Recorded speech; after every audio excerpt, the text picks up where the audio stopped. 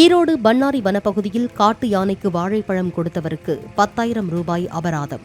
வனவிலங்குக்கு உணவு அளித்த குற்றத்துக்காக வழக்கு பதிவு செய்து வனத்துறையினர் நடவடிக்கை.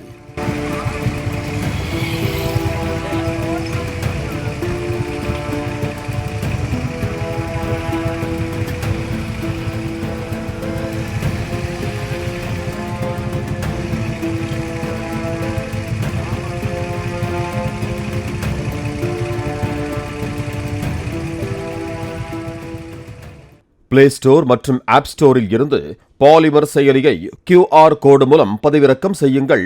செய்திகளை உடனுக்குடன் பெறுங்கள்.